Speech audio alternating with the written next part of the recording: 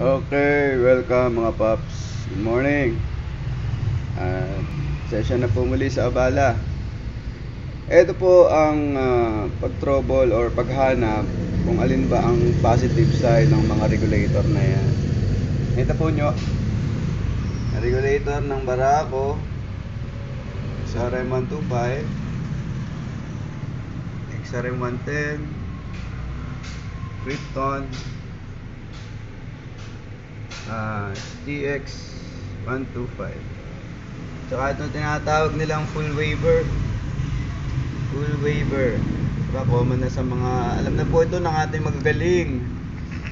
magagaling sa electrical.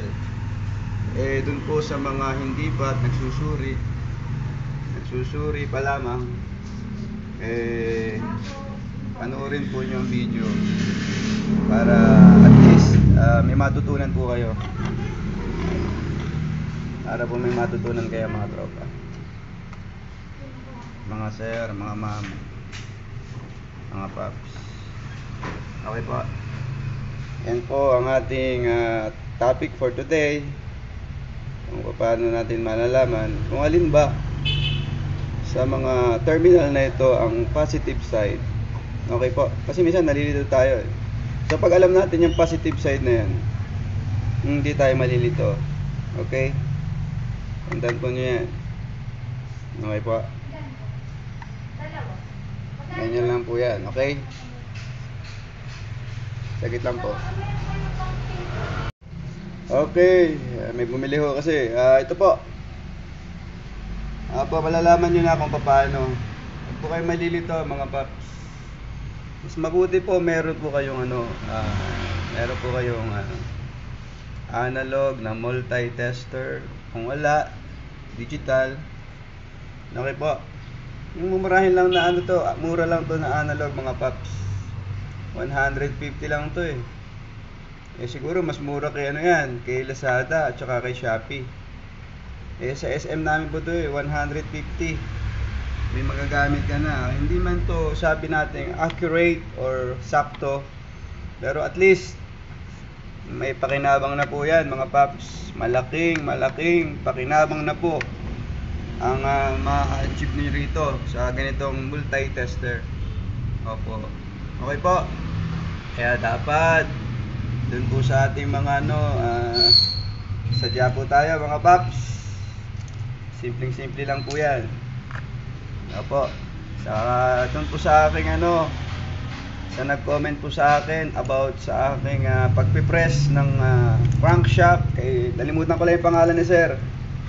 Opo, at salamat. Mas mabuti ho talaga na may gamit tayong yung dial gauge para po makalay natin ng maayos. Pinakitaan ko kasi sila ng tinatawag nating kawad gauge. Kahit po kawad gauge, pa rin po tayo. Hindi man sabing saktong-sakto, pero nakakaalis tayo ng biyada ng crankshaft. Salamat po kay sir sa concern po niya. Thank you po. Hindi po natin yan malilimutan. Opo. Ito po ang pag-trace. Yung lahat po na yan, meron po yung tinatawag na diode sa loob. Meron po yan diode. May diode po yan lahat. Pati yun, yung tinatawag na full waiver. Okay? May diode po yan.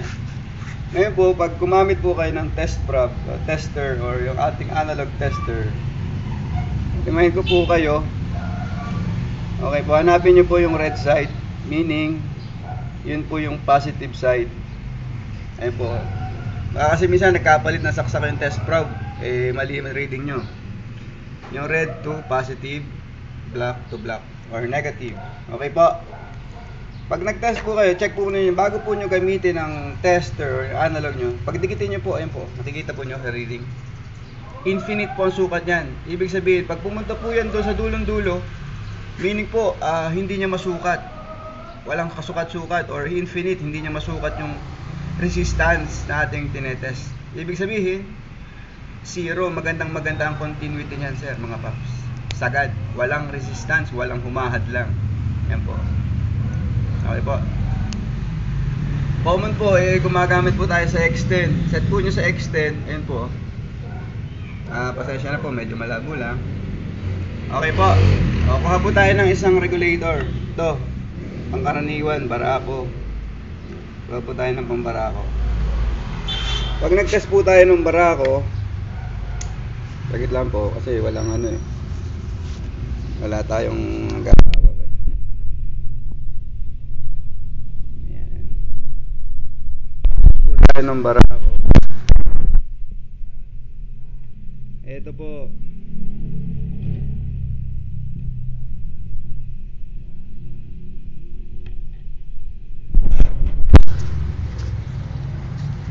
Ito po, sagit lang.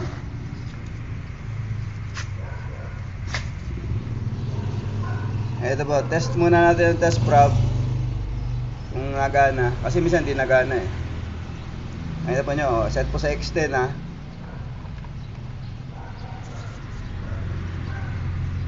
Yan, pasensya, medyo malabo-labo lang. Kasi ito po yung ating regulator ng barako. Okay po. Tusukin nyo lang yan kahit saan, mga popa, mga paps. Pero ang common na tusok niyan is ito po yan, oh. Pasensya na, di nakikita sa video eh. Tusukin nyo kahit saan. Ayan po, positive doon, tapos dito negative.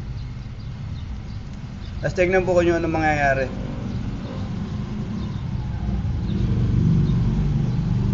May bahagya pong galaw, oh, tester. Medyo malabo lang. Tapos pagpalitin nyo po uli ng ng position. Tapos tingin po kayo rito sa sa tester. Wala. May palo ito, mataas na mataas po ang resistance. Ayun po, may bahagyang galaw lang yung ating yung ating analog tester, yung meter, yung pointer. Tapos po rito naman sa kabilang side. Yun. Nakita niyo po? Pumalo yung ating pointer. Yun. Okay po. Pero hindi siya sumagat sa zero. Pag hindi siya sumagat sa zero, ibig sabihin, buo yung diode na nasa loob nito. Ibig sabihin, pwedeng good condition itong ating regulator. Yan po. Pag pinagpalit natin itong position na ito, dito naman po tayo sa taas. Yan po, yung red yung sa taas. Yung pong red sa itaas. Sa ibaba po yung black. Ano pong nangyari? Nakita po nyo, hindi gumalaw yung pointer natin. Hindi gumalaw. Okay po. So, para po malaman natin kung saan po yung positive side. Yung positive side nito, dapat po, dito po tayo sa ibaba. Try po natin ha. Ito. Ayan po. Sensya na po at medyo malabo lang. Right side, pero ayan ako. Sa ibaba. Sa ibaba po yung red, tapos sa taas po yung black. Tapos tingnan po yung pointer. Yun, pumalo. Ibig sabihin, ito po yung side ng ating positive. Ito na po yung puntang battery.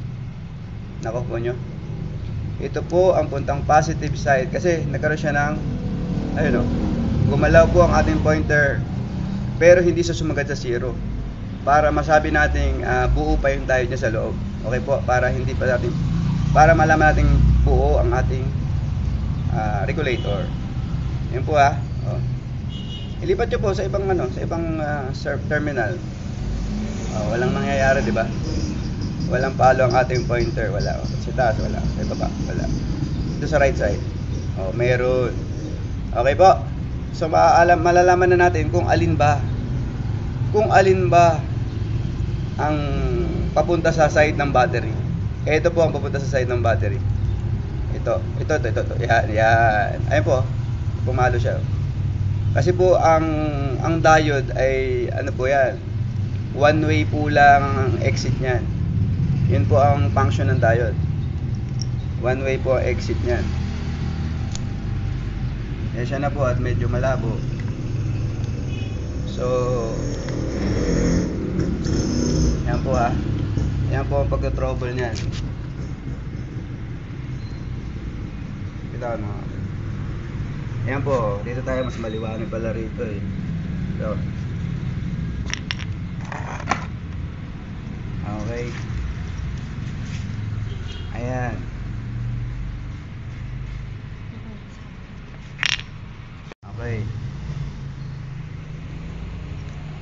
Okay, mas maliwanag dito. Okay. Nakita po nyo yan. Siyempre, movable po yung ating ano din yung ating holder. Mas malupit pa po sa holder ng ano yun. Si Kambal, yung aking holder. Nakita po nyo, tusukin nyo lang. Huwag po kayo mahiyang i-test. Ayan po. Nakita po nyo. May resistance pero pag yan, sumasagad po yan. Sagad.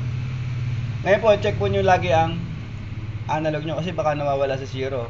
May adjustment po yan dito. Napipihit po yan. Ito, dapat lagi siya naka-zero. Syempre, mumurahin lang itong nabili natin na analog. Magulo po yan. Minsan wala sa zero yan. Kaya medyo pasensyahin yan. Medyo hahanapin nyo yan mga paps. Mga ma'am. Okay po. Tusukan nyo doon. Ayun, may palo doon, di ba? Gumalaw ang pointer natin. Lapit mo doon yung pointer. Kasi nakikita yung pointer. Ayan po. Ayan. Nakapa nyo? Ayan po. Okay po. Doon pumalo. Ibig sabihin, ito po yung side. Ito po yung side ng ating positive puntang battery. Kasi pag pinagpalit nyo po itong test probe, pag nilipat nyo po ron, itaas, wala pong palo. Hindi po siya nagre-registro ng ano, ng sukat. Okay. Ayan po, wala. Okay po. Ganyan lang po kasimple yan. Lahat po ng regulator, ganyan po yan para malaman nyo. Lipat lang natin kasi nawawala si dakilang dakilang sun. Okay po. Makita po niyo yan. Ganun lang po yan kasimple. Okay po. Pero pagkadating po naman dito sa digital, meron po kayong digital, nalito rin ako rito minsan yung positive side ng digital, kabaliktaran naman po yun. Kabaliktaran. Di ba po, pag nag-test tayo, pag pumalo, kung saan pumalo yung nakatutok dito, halimbawa tinutok nyo siya sa terminal, pumalo rito, yun na po yung papunta ng battery. Ngayon po, pag kabaliktaran po yan, kabaliktaran itong digital kung gamit ito. Ewan ko lang po sa mga digital nyo, pero itong TechPel na ito, itong gamit ko, kabaliktaran naman yan. Okay po. Set po natin dito sa pang try po natin ito pang krypton. Ito pang krypton. Session na po at medyo malabo lang. Ayan, ganyan. Ayan, the best yan. Yan ang the best. Yan ang the best na position. Ito po pang krypton. Diba, test probe muli. Baka hindi gumagana. Tusukin nyo po doon. Yan po. Pumalo. Diba, nakita po nyo? Gumagalaw po yung pointer natin. Lapit mo pa. Yan. Lapit mo pa. Up. Yan. Nakita po nyo? So, pumalo siya. Diba? Pero ang palo niya is bahagyang-bahagya lang. Ibig sabihin, mataas ang resistance na ginamit na dahil rito. It's either may resistor pa yan or kung ano pa mang piyesa sa loob transistorized. Pero ang taas ng resistance niya mga traps. Kasi hindi siya halos pumupunta sa zero.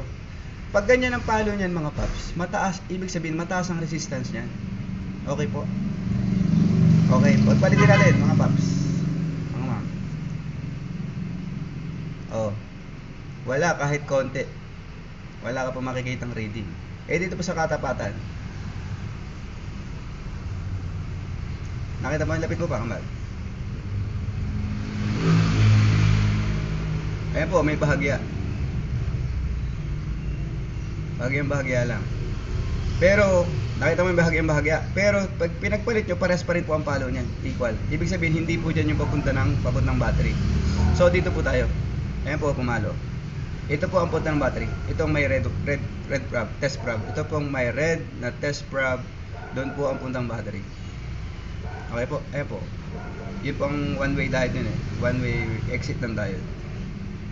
Pag doon po sa kabila, pinagpalit yung test probe, wala. Pero po pag dito, yan po, ito po ang punta ng battery. So kung ito ang punta ng battery,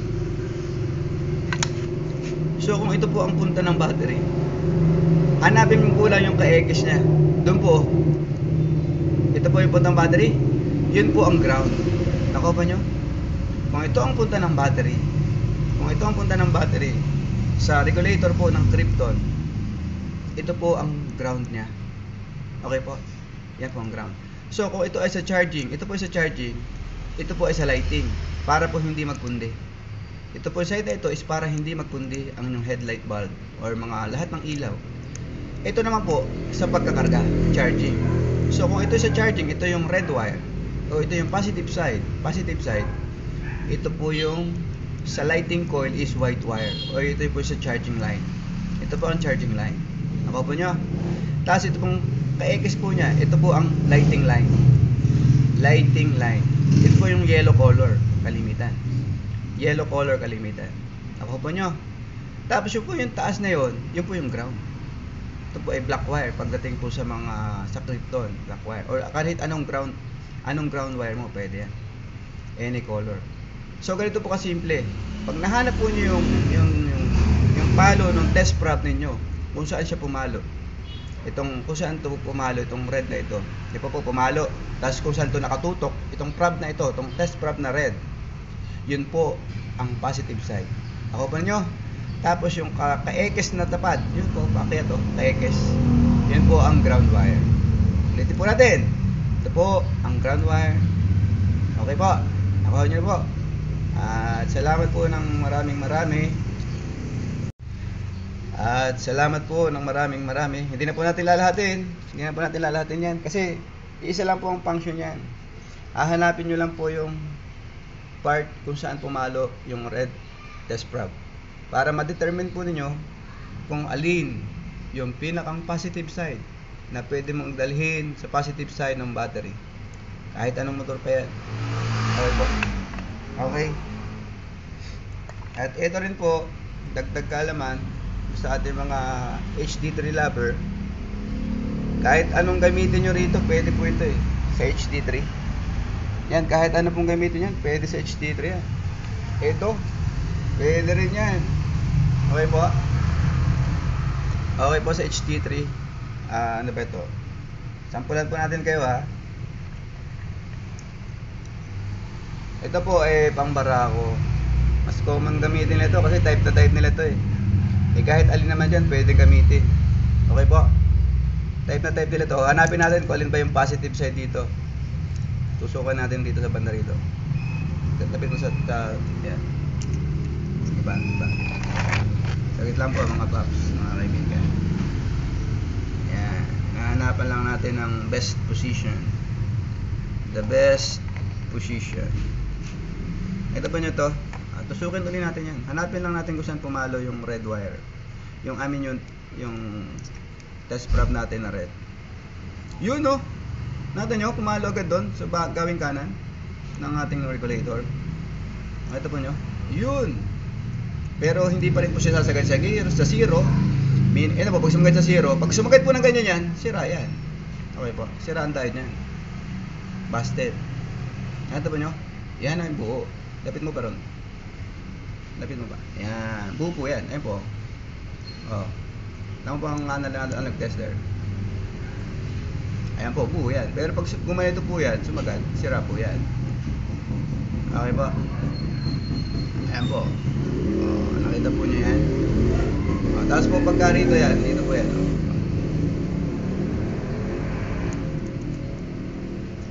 Walang palo. Wala siyang. Pag itinag-click nyo, walang palo. Ibig sabihin, kung saan pumalo na mataas na resistance, mababa yung resistance. Ayan po. Ito po na. Ayan po yung positive side. Kung sa HD3, ito po yung part ng red wire sa HD3. Hindi siya red wire kasi sa regulator niya is white wire. White wire, pink wire, yellow wire, black with yellow tracer. Nakuha pa nyo? Black with yellow tracer, white wire, pink wire, and then yellow wire. Okay po. Dahil po sa HD3 natin yan, mga paps. Okay po. Saglit lang ulit. Okay, welcome po mga paps. Shoutout po kay yung taga-Ingas, yung may mudguard. Yung ikaw lang, sapat na. Limot ko po pangalan nun eh. Basta kilala ko lang yun, may Badya 100 eh, 125. Na ang nakalagay sa mudguard niya is, ikaw lang, sapat na. Ito po mga paps, sa dinami-rami ng regulator na nandito sa atin ngayon, sa harapan natin. Kung wala kayong analog na multi-tester and then the digital multi-tester, eh syempre po, di ba, ang gagawin po nyo is para mag-charge ang inyong battery. Okay po. Kung wala po kayong itong mga meter na ito, itong mga multi-tester na ito, pwede nyo pong itest yan sa pamamagitan ng battery. Ito po ay serve as a battery po natin, pero ano po ito? Battery din po ito. Yan po. Okay po. Ito po, okay. Ito po yung negative and positive ng battery natin. Okay po. So, kukuha kayo ng regulator. Kahit alin po dyan. O, kuha tayo rito. O, ito. Try natin to pang XRM125. Okay po. Tanong mo lang kayo mag-i-lifting ha? Opo. Diyan na po lang, sir. Opo. Salamat, pili-pili daw. Wala pong problema. So, kukuha ng di ba nakita po nyo to? Itong terminal. Diba ano yan po? 4 yan eh. Ngayon po, ang gawin nyo dyan para malaman nyo kung alin dyan yung positive. Kasi wala kayo nun eh. Wala po kayo ito. Wala na yung radio pala. Wala kayo. Tuti lang kaya. May tuti kayo ito. Meron, sir. Hindi na eh. Pwede. Bigyan mo tuti. Saan? Trend. 35. Eto po kung wala kayong multi-tester, kukuha po kayo ng battery. Any kind of battery. 12 volts yan. Siyempre, 12 volts ang regulator natin eh. Kukuha po kayo ng pwede, terminal or socket. Yan. Saksak nyo ho. Doon sa magkatapat at saka doon sa magkatapat. Diba ho? Pipiliin nyo lang yan. So, unahin natin dito sa kabilang side. Dito. Kita nyo? Dito po natin unahin. Isaksak. Okay po. Yan. Tensya na po lang at walang naghahawak eh.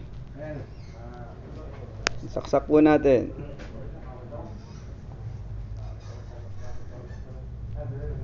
Yan. Ikabila po, doon sa taas Nakita po nyo? Okay po, huwag nyo pang pansinin to. Ano lang yan, mga extra lang yan. Saksak po natin doon. Okay po. Noted po. Wala kasi naghahawak ng ating power moves. Wari ko naman po, meron kayong ganito sa inyo. Kasi ito, pwede nyo pong hiramin yung socket ng peanut bulb nyo sa signal light. Okay po. Walang polarity po yan. Kasi ordinary na bulb po yan. Hindi pa yan LED. Okay po. Ikakabit nyo po yan doon sa yan. Nakita po nyo rito. Sakit lang po Okay, ito pong gagawin nyo mga paps. Nakita po nyo to? Regulator. Kasi yung ng positive, negative and positive ng battery. Ano po? Kung wala po kayong multimeter, ano pong gagawin nyo? Tusukin nyo po sa tapat na yon. Saksakan nyo. Pwede nyo saksakin lang ng yan. Isaksakan nyo ng mga wire or kung ayaw nyo bumili ng clip para hindi na kayo magastusan. Okay po. Kahit po magkabaligtad dito, ikapit nyo po sa positive side. Nata po nyo sa positive side. Yung isang terminal. Tapos po ito, ikakabit po nyo isang load dito po sa peanut bulb. Kasi dikit mo po sa ground kung iilaw. Ilaw ba? Ilaw? Nag-glow? Hindi. Okay po. Lipat po ulit natin mga paps. Dito naman sa kabilang ito mga paps. Sa kabilang ito. Okay po. Ayan. Nakakabit po yun dun Yung isa nakakabit po rito. Nakita po niya. Ano po yun, sir?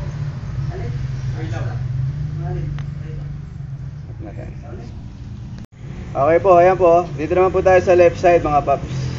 Ayan natin kabila lang. Tapos yung part, kahit magkabaliktad, negative or positive, basta dikit nyo. Dito tayo sa positive. Tapos itong isang part, huwag nyong idudugtong to kasi masisira ang regulator nyo mga paps. Masisira yan pag wala yung load. Kinakailangan ng load. Anong load ito? Pag umilaw ito, malalaman natin kung alin yung right side o yung red side papuntang battery o yung papuntang red wire. Okay po. Kadikit na po yan to, no? Inipit ko lang ng daliri. Susuk po natin sa ground. O, ayaw, di ba? Ayaw. Okay. Pagpalitin po natin, imbis na itong part na ito ay nakakapit sa red battery terminal positive, ikapit po na natin sa negative side. Yan po, nasa negative side.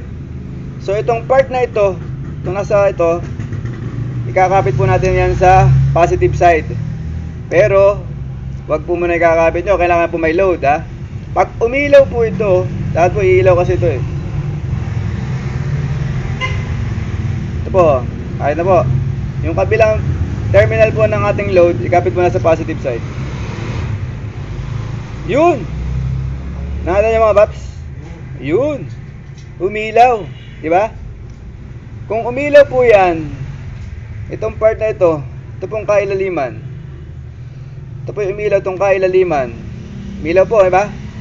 Ito ay yung papuntang red, ito po. Sa load, dadaan muna siya ng load. Papunta ng red, positive ng battery. Okay po. Yun. Kabaliktaran po yan. Ang magiging papunta po nyo sa mismong battery is ito po. Itong part na ito. Yan. Pag po ikakabit nyo na po sa motor, pagkakabitan nyo na po sa motor, sa mismong kakabitan nyo po ng regulator, ha. Itong part na negative part ng battery, yun po ang magiging positive side. So alam nyo na kung alin yung pinakang positive side. Okay po? Nakuha po nyo? Okay po, ha. Try po ulit natin. At kasi baka hindi nakuha alam nyo naman. Ito po yung taas, negative ng battery. Ito pong isa, ipupunta po natin yan doon, dito. Kakabit po natin, tatap po natin yan dyan. Pero lalagyan po nyo ng load.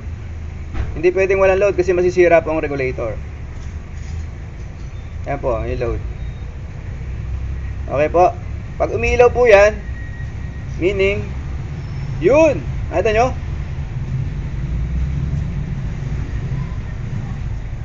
Medyo namamatay mata. Yun! Ibig sabihin, umilaw yan. Ito po, yung nasa itaas po, yung kung saan po nakakabit ang negative part ng battery, yun po ang magiging positive natin. Yun po ang papunta sa regulator na po natin, doon sa ginagawa na po nating motor. Ito pong part na yun. Sa itaas po yun. Yun po ang magiging part ng positive side. So, di ba sabi ko po sa inyo, kung ito yung positive side ng regulator, sa ka-X po niyan, ayun po. Yun po sa ka-X yan, yun po ang magsisilbing ground. Tapos ito po naman, itong part na ito, ito po ang magiging charging line or white wire kalimitan. At doon sa kalihisan niya, sa ka-X na kalihisan, yellow wire po yun. Sa lighting coil po yun. Yellow wire. O, ganun lang po kasimple. Ano po? Pag wala po kayong, ito po, analog tester and digital multimeter, para ma-check nyo lahat yung mga regulator na yan. Siyempre, kaya nga kayo bumili ng regulator is may battery kayong nagana. Pwede nyo gamitin yung battery nyo. Doon pa lang, matitrouble nyo na kung aling part or aling side ng regulator mo. Kung aling part sa regulator mo ang positive side. Okay po? Ganyan lang po kasimple. At salamat po. Shoutout po sa aking mga boss dyan sa Cubao. Opo. At thank you po sa lahat ng yung mga blessing na ibinibigay sa atin. Opo, salamat. At thank you po. Para matapos na tayo. Okay, thank you.